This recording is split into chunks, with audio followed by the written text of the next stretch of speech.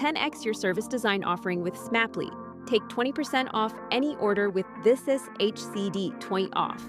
Let's superpower you and your design team's potential. Sign up at smapply.app. Enjoy the episode from your friends at Smapply, helping support This Is HCD podcast. Thinking about joining our private design community? Now's the time. On November 1st, our annual membership goes up from €199 to €299. But here's the good news. Join before then, and you lock in the $199 price for life. That's lifetime access to all our courses, a personal coaching call, plus 24 office hour sessions with Gerry and the community every year. No increases, no surprises, just big value. Don't wait. Join us today. Link is in the description.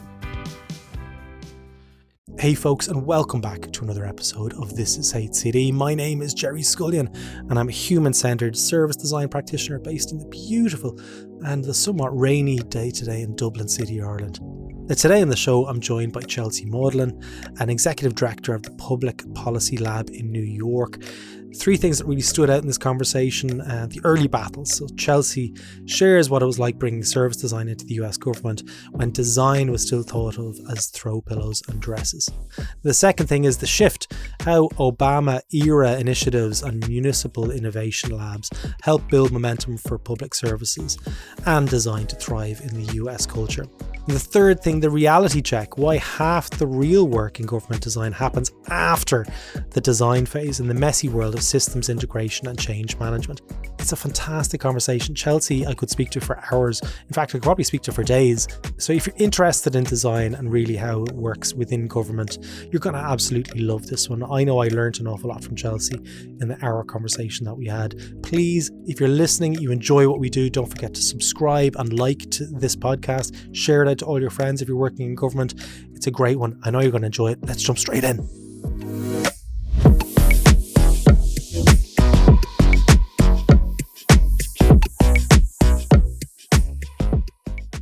My background is I had a first career as a book editor.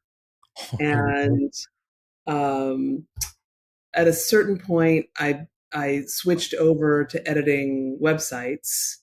Nice. And then rode the internet bubble up until at a certain point, I just thought, I don't think I can build another shopping cart. I'm unhappy. Doing this, helping people sell stuff. And at the time that I was doing that work, there wasn't really much of a codified theory of what we now call UX or UI. And so I was thinking a lot about how do people navigate the intangible. So I started reading a lot of kind of canonical urban planning stuff. Because I thought, maybe I can understand better how people navigate the complex system of a city. And that will help me think about how people might navigate a complex digital space. What year was this, Chelsea? This is 2001. Yeah. Something like that. And then I decided to go back to graduate school and study planning.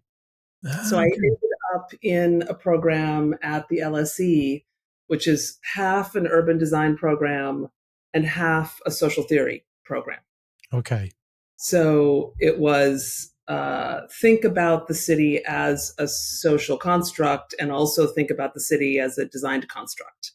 Yeah. And I don't know if you have noticed this amongst people who you've interviewed, but a bunch of us of my age, there are many service designers who trained as planners because I think it was about systems and patterns. That was a thing that you could go and study that was about systems and patterns before service design existed as a thing that you could study.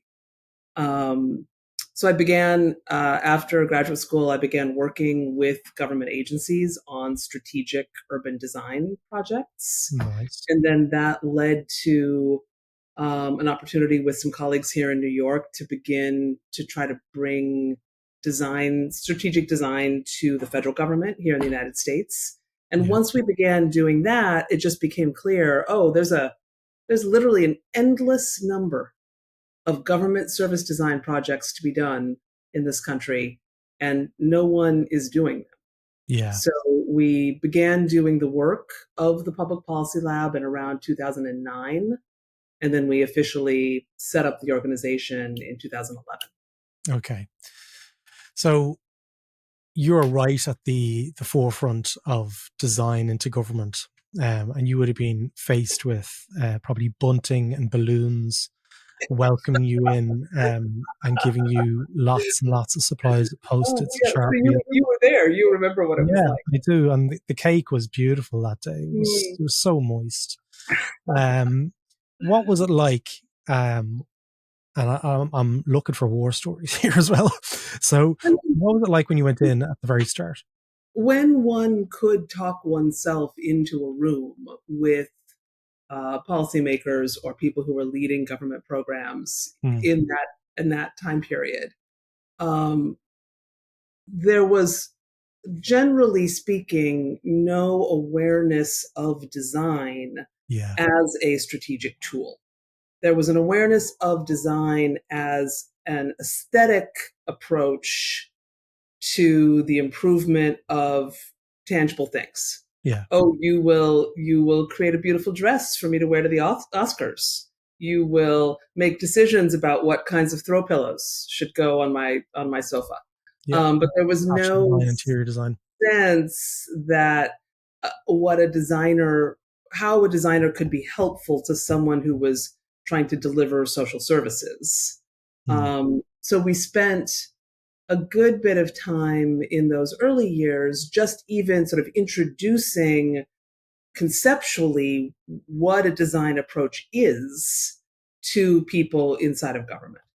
And luckily found some good partners in those early days who, for various reasons, had understood what we were talking about and were prepared to let us muck around inside of their systems to try to develop various forms of improvement. Can I ask, in that time, and maybe it's still the same, so there's an assumption there, but socially and culturally in America, is it understood that design is more than just throw cushions and making a nice dress for the Oscars? I mean, now, certainly.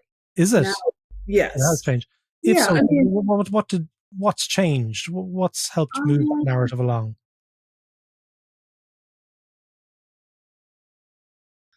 I think a combination of a few things. I think, good efforts by socially minded service and policy designers to actually engage in intelligent ways with public sector partners to do better service delivery. So there's like real and good, genuine efforts at good work. I think it became a marketing positioning offer for large consultancies serving government clients as well. And I think design in those contexts was sold as a smart thing from the private sector that government should also be making use of. Because there's a dominant narrative in US public services that the government is a bad provider. Okay. Because the market is the appropriate provider of value. So the government will always be a second-rate provider compared to the market. Compared to the private sector. In as much as government seeks to be a better provider, it better use market approaches. So design, I think, one way to position design as something attractive and desirable was to say, this is how leading government corporations do innovation.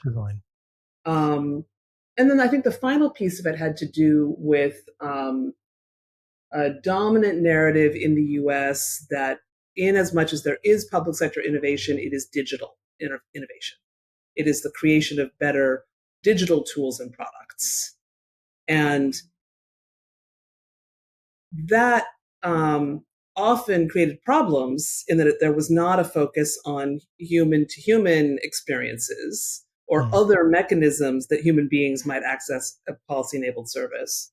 But it did mean that a bunch of relatively smart technologists got invited in to do transformation efforts, and those smart technologists understood the necessity of doing good research and design to support whatever digital system they were implementing. Yeah. So around the time the Public Policy Lab started, it would have been second term of Obama. Is that correct? Around That's that right. period. That's right. So I know Obama was leaning into design in quite a big way. So I guess that might have helped as well. Yeah, I mean, the U.S. Digital Service was launching at the White House as a design-driven team. 18F was launching inside of the General Services Administration to do digital transformation work. The lab at OPM inside of the Office of Personnel Management was really launching it as a real true service design practice. So there was that work occurring on the federal level. And then additionally, there were innovation teams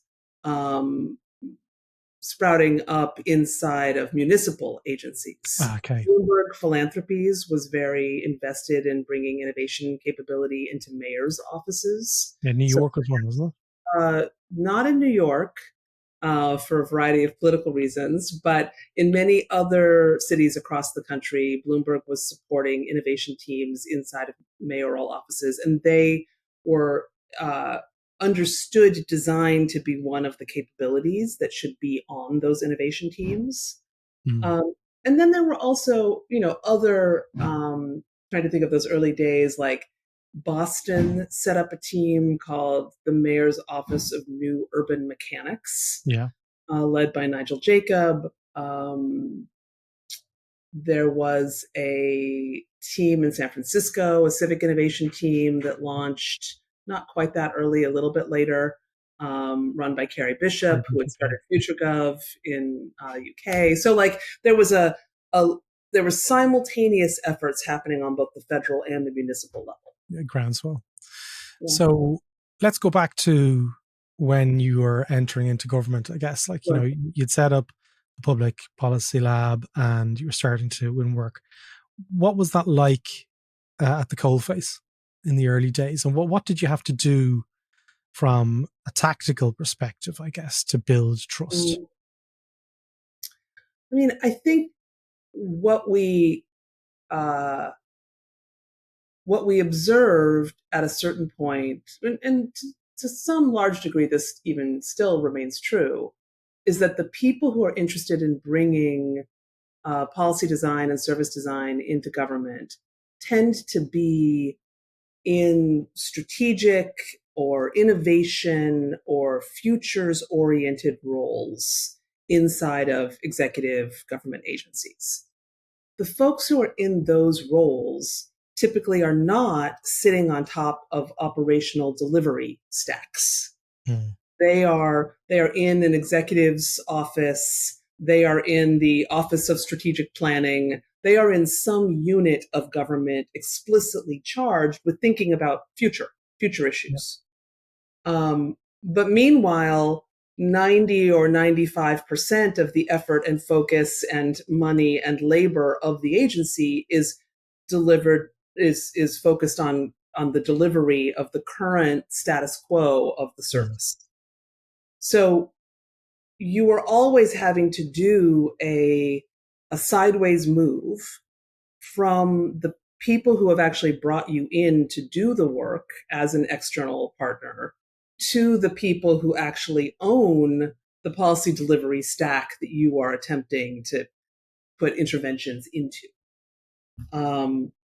So that question of how do you develop trust and shared intentions across really two different teams that you're interacting with. The team that has a set of strategic requirements and desires of your work, and the operations folks who actually have to live with whatever it is that you are designing and then operate it after you have disappeared. So what was the public policy lab? How is that set up? Was it set up as a business? And how is it positioned to not for profit? Yes. So not for profit, but it was sit. I will sadly never be wealthy. Maybe this podcast goes out. I wrote off profit from the very beginning. So it was set up, and like, how did you position it with government entities at that stage? Because I know it was positioned more like a partner versus like a consultancy or shared service. Can you talk to me about that a bit more? Absolutely. And it very much is it's a thing that we have always felt was pretty important, which was to say to government partners, you are not our client. Yeah. You, government entity, are not the client of this organization. The client of this organization is members of the public who we are attempting to deliver better services for. You are our partner in that effort. We share a mutual client. So let's work together to try to figure out how a better policy or service can be enabled for the members of the public who we are mutually attempting to serve. And I feel like that has given us also a positionality where we're not always 100% in agreement with our partners. There are times when what we would like to do or how we would like to alter a service or how we would like to engage with the public is maybe not exactly what our government partners would choose or desire. Sure. Because we're often explicitly engaged in a question around how do we alter the balance of power between the public and the state. Absolutely. And for them to relinquish some power, presumably. I'd like to think of power as being non-finite. So they don't have to give anything up. Okay. They just have to allow other people to have more. There's no set amount of power that has to be redistributed. Yeah.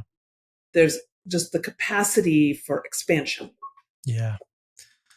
I really respect that. Can I talk about the reactions to when you first went in and where it's at today and what has shifted in that time? Because we're looking at 14, 15 years. Right. And how have you seen it shift? And maybe what were the sort of the catalysts for that change?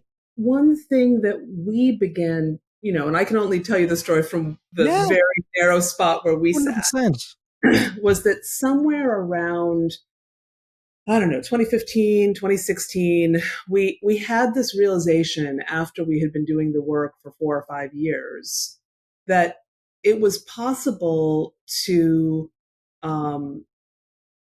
get people to invest in a human-centered innovation process, both with capital and time and resources, an innovation process that they then could not or would not implement. So you could actually get to the point of deployable designs, deployable interventions, and then they would not be deployed. And so that became a bit of a sort of fascination and obsession of ours. Why is it that people are willing to procure innovation that they then can't use?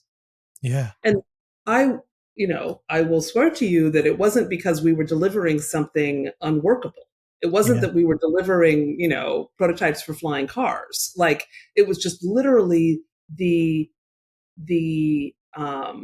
it became clear to us that getting to the point of an implementable intervention in a system was essentially half the project, and that the other half of the project was a systems integration and change management project that had to be treated with the same care and intentionality as the initial process of research and design. Wow. that's a nice framing when you think about it, that half the work happens after delivery, like, and Right. it speaks to an awful lot of kind of the work that I do, particularly anyway, but I know a lot of other service designers. I know Sarah Drummond, for one, speaks about this. Yeah. You know, when the rubber hits the road, let's talk a bit more about what that looks like. Yeah. So Sarah and I met when we were both 12 at the wow. And look at you now, you're 29. That's amazing. We met at a service design global conference in, I think, San Francisco in about 2011 or 2012. Someone will know what year that was. Yeah. The service design global conference was then. But it's been, it was obviously wonderful to watch her build Snook up into the powerhouse that it was. And we were able to collaborate one time on one little project that we did around developing a set of design patterns for digital tools for mental health provision. Yeah. That's a while ago now, though. That's 2016 or something, was it? Yeah. Uh-huh. It's around that time. I'm probably a bit wrong on that. Maybe it's a little bit later. But yeah, so generally speaking, it's you think that's where it's at now. So when you're doing projects for government, maybe 50% of the time that's budgeted is around the implementation and helping them navigate that change. What we see is that, it's often difficult, but still we are often doing projects with government agencies that have never done a full cycle service design project. Yeah. We observe that it is difficult for people to, sorry, the sounds of all right. I love external sounds on podcasts. New York is never quiet. We will often with a partner, the first time we partner with them, we have an expectation that they will often not want to commit from the very beginning to going all the way through scaled implementation, because they don't know us or trust us yet, nor should they. So we will often get to the point of having design concepts, or maybe even we will get to the point of having deployable prototypes and a piloting plan for them. And then sometimes we will wait while they think about the whether they want to go forward with actually deploying the thing into their system. But what we find is once we have done that once or twice with a partner, then they are often willing to, for future projects, say, yes, we'll commit up front to the longer time frame that is going to be necessary to actually take these interventions out to pilot, do an evaluation of them, and then think about scaled system-wide implementation. Okay. I mean, that makes total sense and where we're at now, because I think a lot of people listening to the podcast will probably nod along with this. When it comes to doing work in private sector, it might be a little bit easier to go all the way through to implementation, but it's kind of a hurry up and wait scenario in government, what I'm seeing. So it's a case of like, yeah, we're doing it. This is a great workshop. And then ghosting for 3 or 4 weeks. And I'm like, where have you gone? Like, what happened? Did I say something? Was the food bad? And then it comes back around again. It just takes a lot longer. So my follow-on question to that, Chelsea, just I want to understand, how do you, as a not-for-profit, you also have to keep the lights on. How do you budget for those slowdown in the cadence of projects? So 5 or 6 years ago, we adopted a kind of agile software development model to doing public sector service delivery. So when we scope a project, we scope it as a series of releases, each release resulting in some tangible deliverable product, which we will share with our partners. And each one of those releases is built out of a set of 2-week sprints of work. And so and we don't deviate from schedule. Like, all of our projects run to schedule. But what we will do is essentially pause a project. So we will say to a partner, okay, we're going to get you through release 4, which in our framework is design concepts, scoping, preparing for research, conducting research, and then design concepting. Yeah. Essentially the outputs of synthesis. And at that point, we can stop and you can go off and contemplate whether you want to move forward with us actually developing prototypes out of these concepts. But while the project is running, it runs to the cadence controlled by our team. Okay. So do you sit within the government agency itself when you're doing that work, or do you tends to be probably distributed, or do you have your own offices in New York? We have our own offices in New York. We have a couple of members of team, I think 3 or 4 now, who are not in New York City, but they're all members of our team who previously were in New York City. Yeah. And we come into the office a couple of days a week, just because like that ability to know one another and collaborate 100%. With one another in person is so important, I think, for the work. It was a pretty miserable period during the pandemic trying to do all of the work remotely. And the moment that we could stop doing research and synthesis remotely, we went back to doing it in person because it's just so much better. I just really, no offense to anyone who is conducting remote research and synthesis, but I would argue that both the work outputs and also the work experience is much better when you actually get to be with absolutely people. One of my clients, well, a couple of my clients actually, they're building the capability internally, and their office space isn't fit for purpose from a service design perspective. Sure. And they don't have walls to hang the artifacts up that are created by not only by myself but other agencies as well. So, to quote Lisa Reichel, like, you hang the thing, show the thing, should I say, it's not possible. Right. And even though you speak to executive directors and, you go higher than that and say, listen, look, you need to think that this isn't, doing work. This is knowledge work. This is really, you need thinking space. You need to really process an awful lot of stuff. Yeah.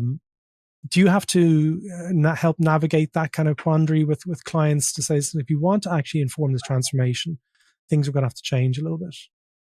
Yeah, I mean, we will often bring partners to our studio and have them spend the day with us, or even come for longer periods of time. And I am both embarrassed by and committed to certain environmental fetishes of the service design experience, And talk to me, Chelsea. Tell us. What is like, one, you need walls, and you ideally need walls that you not only can pin things to, you need walls that you can write on. Why do you feel embarrassed about that though? Like, because I presume that's not the fetish. I'm just going to say that's the embarrassed one. Because it is, of course, everything we do is actually a process of mental manipulation. Yeah.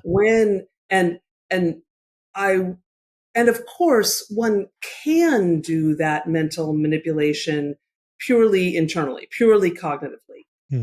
But it is certainly easier to do that manipulation with the appropriate prompts. Yeah. Similarly, why do we all use sticky notes? Because sticky notes allow you to put a single idea on a piece of paper and then be able to tangibly move ideas in space to create relationships between ideas. Yeah. So you can do that in your head, but it is easier to do that if you don't have to do it in your head, and particularly if you're trying to do it with other people. Yeah. So there's a way in which...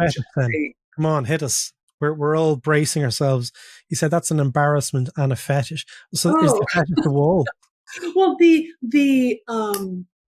need for the prop, like it's the I would like to tell you that we could all be as effective purely using our minds. Yeah. But in fact, teams are going to be more effective if they have the appropriate props. 100%. It's funny. I've heard the argument said like, oh, well, you can do it in Mural or Miro. I've been to other tech offices and they're doing it. I says, yeah, but they're probably super mature in their design function. It says when you're more lower in your design function, you need to be able to show that thing to build the momentum, to show the work. Is there an argument in that? Absolutely. And I think, but I don't even know that I would say it has to do with maturity. I think that the tools can be distractions.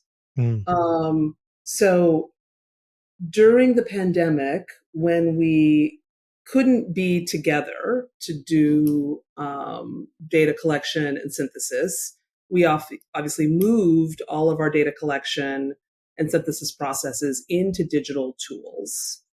And in a certain way, that allowed us to significantly increase the social science rigor of the work that we were doing. Now we have a big database of a whole bunch of individual data units, all of which have been tagged, and we can manipulate that database. But also what we observed is that then the team is spending so much time tagging and manipulating the data that they don't have enough time left to actually think creatively about what that data is suggesting about people's experience. So we are actually very deliberately in the last couple of years thinking about how do we dial back, or how do we replace certain digital processes with a return to non-digital processes, so that we can allow teams to have more open-ended ideation space, as opposed to like data manipulation. Yeah. You kind of inferred thick data there. Yeah. Trisha Wang's term. Can you talk to me about really about the, encouraging the use of that kind of mindset about thick data and the management of data at that within a government level? Because I actually spoke to Dana Chisnell last week about this, and Dana was like, maybe research repositories aren't that good. Maybe they can slow us down, because in their perspective, it could take 4 or 5 years to get a tool like Dovetail or something through the process of procurement. Right. What's your thoughts on this as regards research repositories? And I guess we're going to have to put those two letters together, AI, which is artificial intelligence, for people out there who haven't heard about AI. I'm joking. Where are those people? Yeah, exactly. What's your thought around the kind of repository piece and AI and management of this within government when it's so new, Well, I should say in full disclosure that we are in the midst of building a significant data repository. So in New York, in Public Policy Lab. Where? I said in the cloud. In the cloud. Okay, yeah. So the data repository that we're building, the first version of it, lives online at thepeoplesay.org. And what we have been doing is conducting research with older adults across the United States in multiple communities, and doing multimedia research collection with them, so that we end up with video, and then putting that video online in a way which is searchable. Chelsea, so the rest of the podcast, this is what we're going to talk about. So that you can go there and thing. Yeah. Okay, go on. Tell us. I'm dying to hear more about it. So here is where I have felt that there were some problematic things in the civic research space that we were not resolving. That multiple of us were researching the same issues, the same problems that particularly Americans with lower incomes were experiencing and attempting to access social safety net services. We were all doing the research, but no one had any access to anybody else's research. Yeah. We were all doing this. We were all discovering, interrelated issues, but we had no way of sharing it or building off anyone else's work. And this felt really kind of fundamentally problematic. Like the analogy I've been using is like, if every time a physicist wanted to do some physics, they had to sort of reprove the laws of gravity, like physics would not have advanced very far. So there was an issue around that, around the data being collected not being accessible and reusable. It also meant that, you know, the labor of doing qualitative research collection and synthesis, it kept being redeployed to explore the same issues as opposed to digging deeper into issues that had already been explored. Yeah. And then it also felt to me like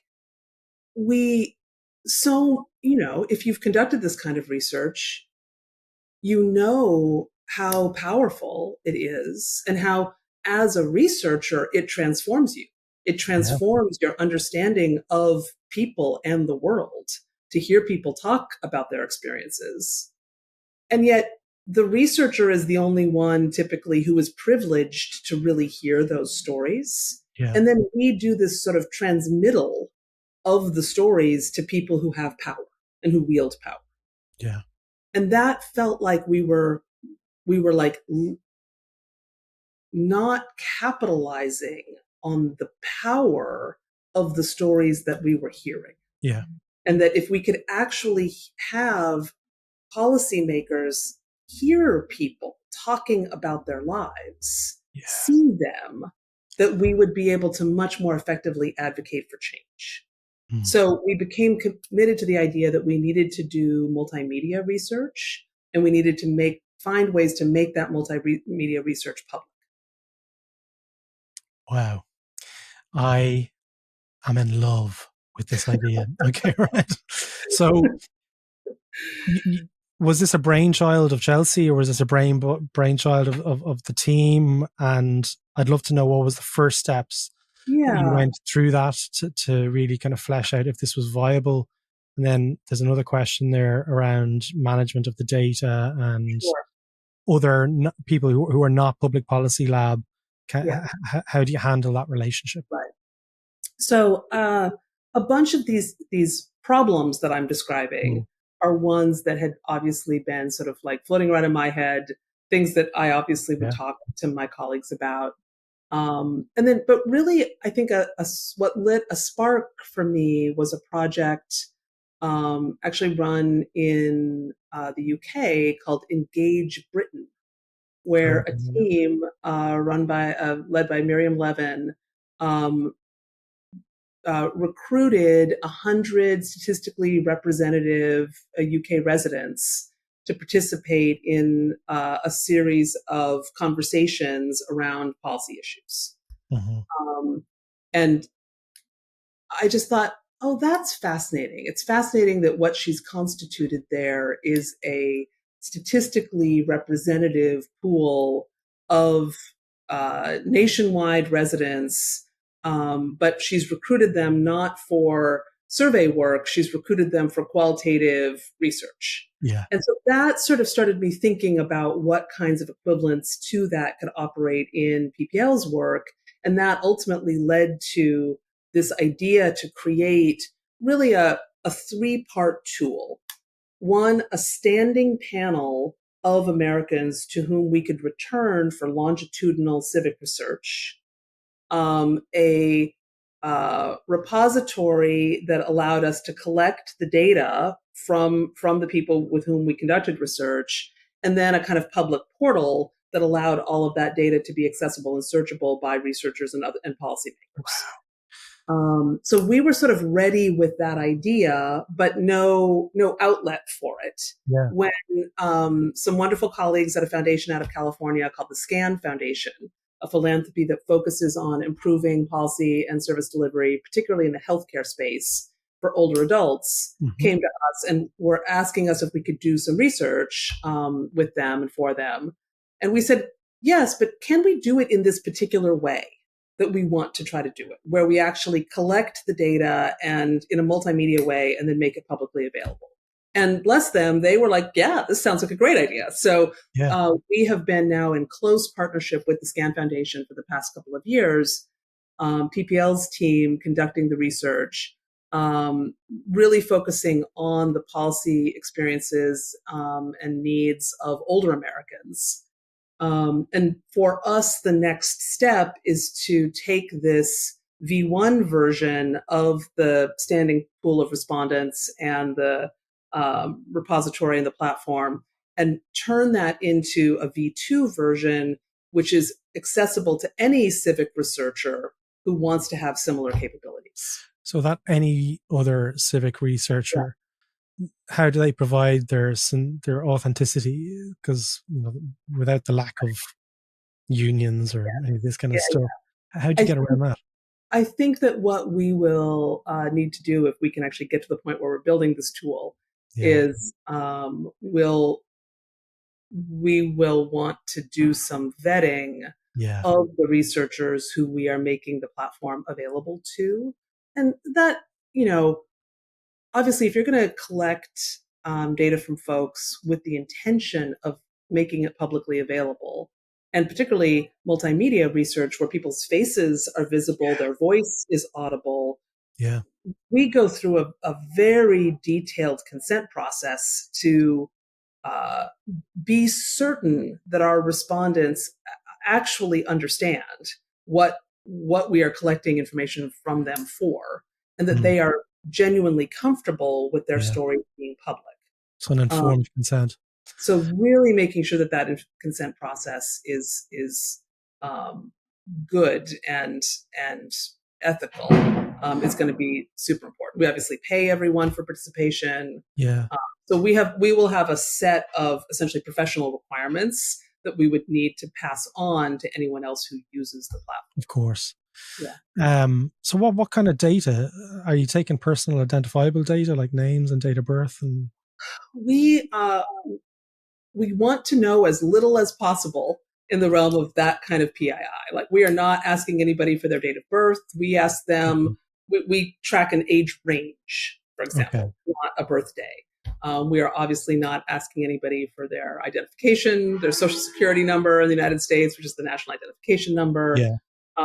We are consenting people to allow us to retain their contact information because we want to be able to go back to them over time. But we obviously keep all of that PII in a separate database from where we keep all of their story data.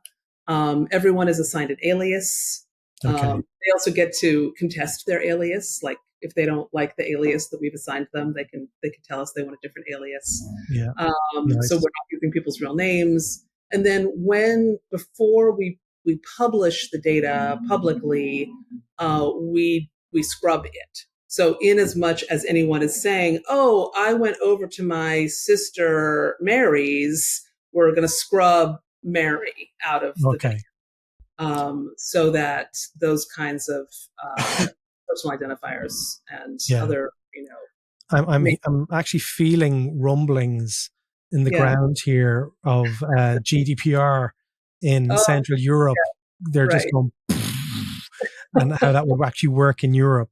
But generally speaking, what's the outcome that you're hoping to achieve by doing this?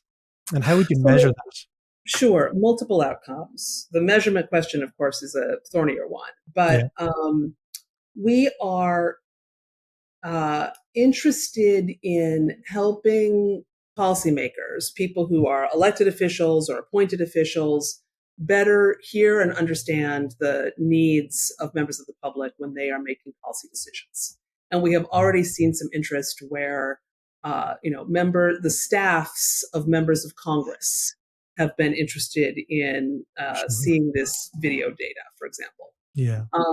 We are interested in supporting people who run programs inside of agencies better understand their beneficiaries or clients' needs so that they can actually change service delivery. So we've had a number of people who were in executive roles of government agencies share the data repository with their staff members, for example, and say, you need to go and look at this stuff so that you can understand this one service delivery problem that we're trying to address.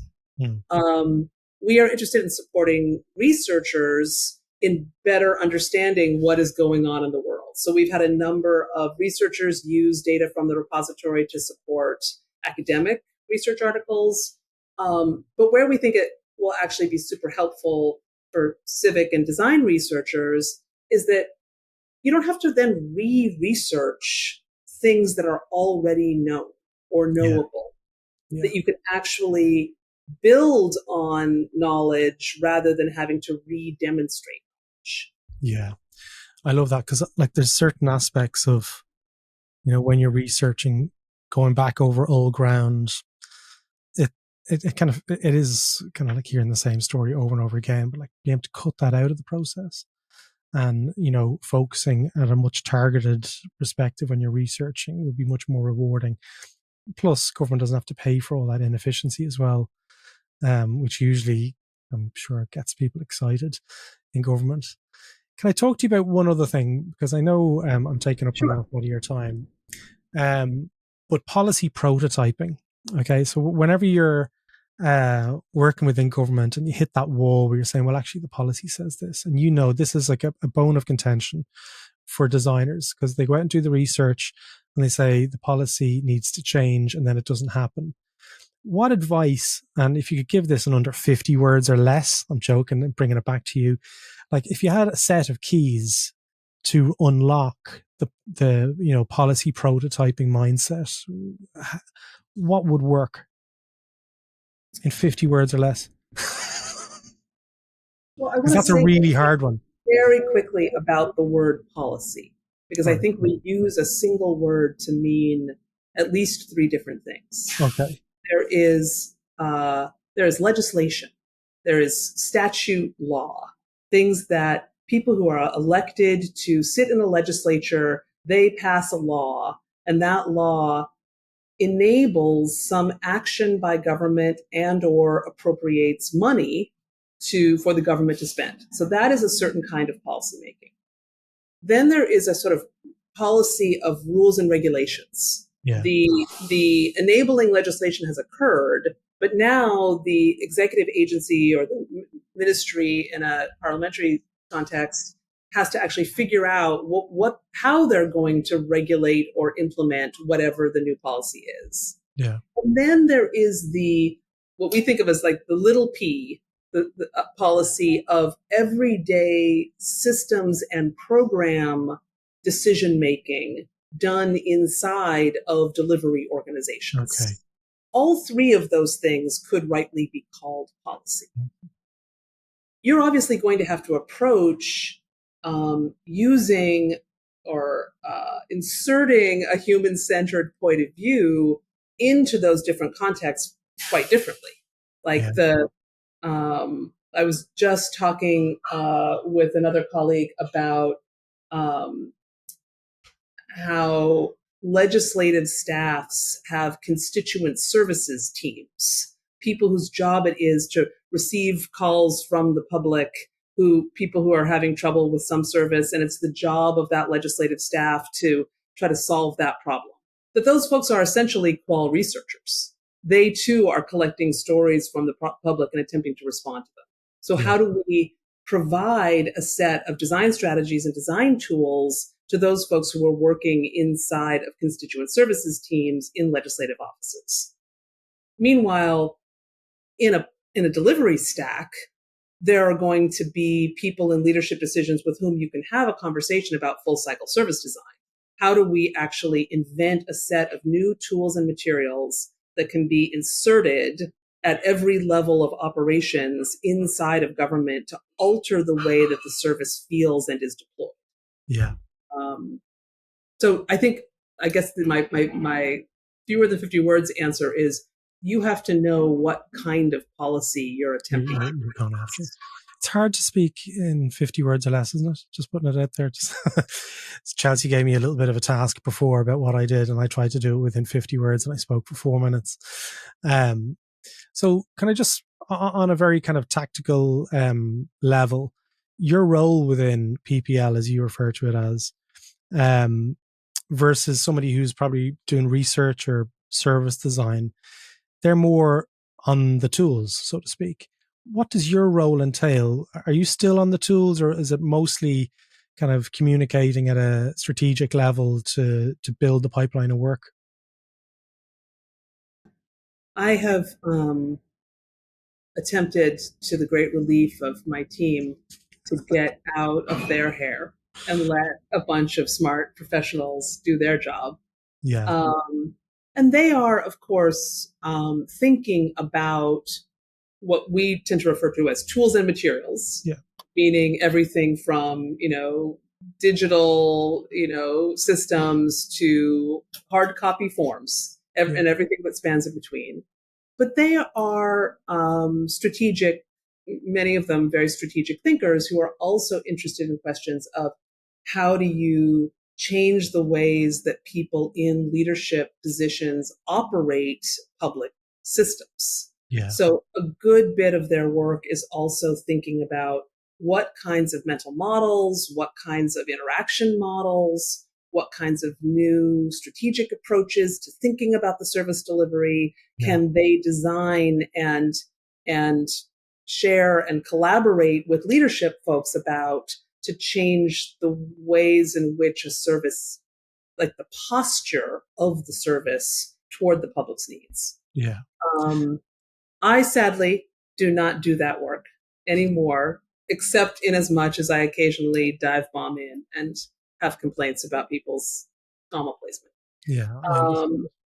But in your perspective, when the conversations, not if the conversation anymore, comes around to AI within government, and I know most government agencies aren't probably set up for the best use of AI yet. They're still struggling with, trying to get the latest version of Excel and Outlook and Teams working in some organizations. How do you handle that conversation, and what advice do you have to government organizations who are potentially internally hearing this huge desire for AI and wanting to apply it in the civic space? I mean, I feel like in some ways this is just the same conversation we've been having for 10 or 15 years about the use of digital service delivery as well. A kind of a desire to say, well, can't we just make an app and have the public go use that app? And I feel that in a United States context in particular, this is not a nation that has any respect for or sense of common cause with the poor.